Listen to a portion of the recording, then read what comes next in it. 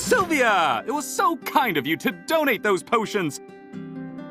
I'm including them as prizes as part of a new Hero of the Month program.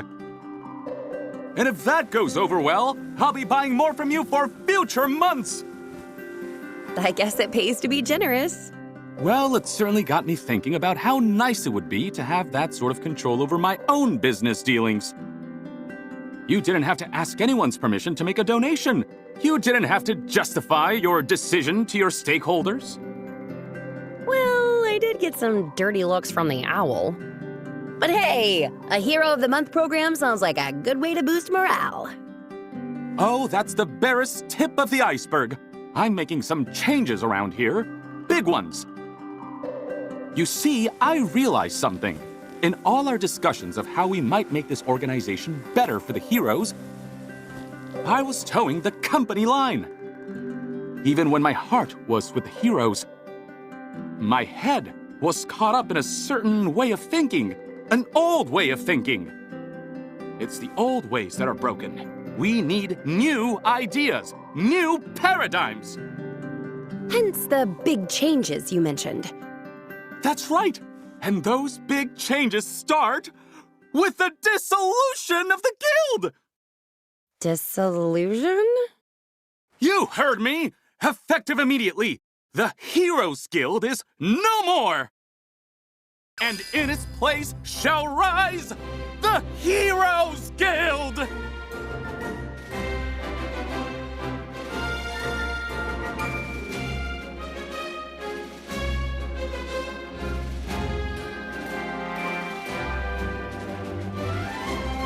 I just realized that it's probably confusing without seeing it spelled out. But there's an apostrophe now! Still confusing. At its heart, it's a simple idea. Rafta's Heroes Guild has always been a part of the larger organization. A franchise beholden to the main chapter back home. But this particular chapter is a risky venture by modern standards. The guilds of the mainland are a well-oiled mechanism. Out here, everything is less predictable and more dangerous. So my family feels they've put much more into Rafta's guild than they've gotten out of it. They've gone so far as to call it a money pit. So I offer to take it off their hands! So now you're in charge? Yes and no. I'm writing a new charter, one that will transform our little clubhouse into a non-profit operation.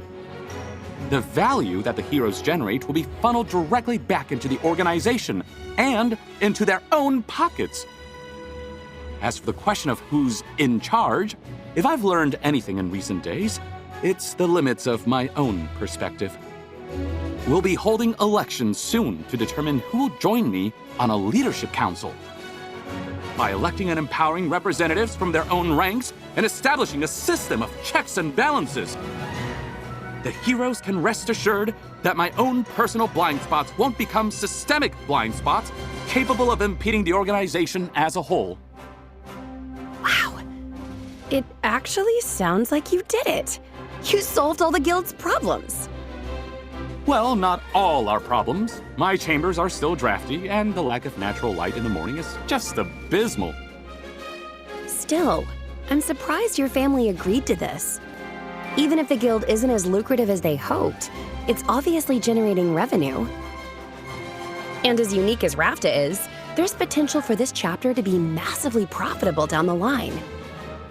The truth is, they didn't just hand it over. They are business folk, after all. But I was able to convince them that the guild's prospective earnings were somewhat less than the value of my inheritance. So I'm officially out of the will, and my monthly stipend is a thing of the past. You mean, you're broke now? For the time being, but I still think I came out ahead in this negotiation. The guild is going places, Sylvia, and I and my heroes now stand to benefit directly from the hard work we put into it. Plus, my mother still intends to send regular care packages, so my hair care regimen, at least, will not suffer in the meantime. Phew. I feel good about this, Sylvia. It's the start of a whole new way of doing things. A heroes' guild that is for the heroes and by the heroes. Hence the apostrophe. Exactly! You see, it's not just a flashy change. But that's enough shop talk, surely. Come, let's make the most of our time.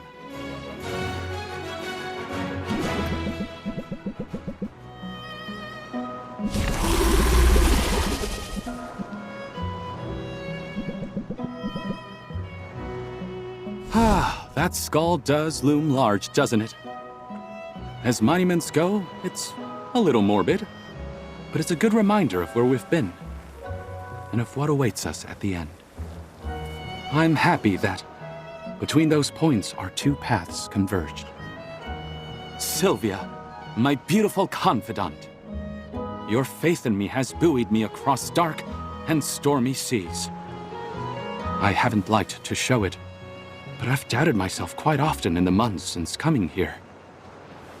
There were days when I wanted nothing more than to return to my old life of luxury and leisure. Luxury and leisure do sound awfully tempting. You would be bored by it, I think. Don't get me wrong, I fully expect to be rich again one day, and when that day comes, I intend to spoil you as much as possible. But you're not well suited to being anyone's lapdog, and I do very much mean that as a compliment. You know me well. And to know you is to love you. Sylvia, you've brought vigor and rhythm to a heart that yearned for new and meaningful experiences. It beats now for you. Come closer and feel it for yourself.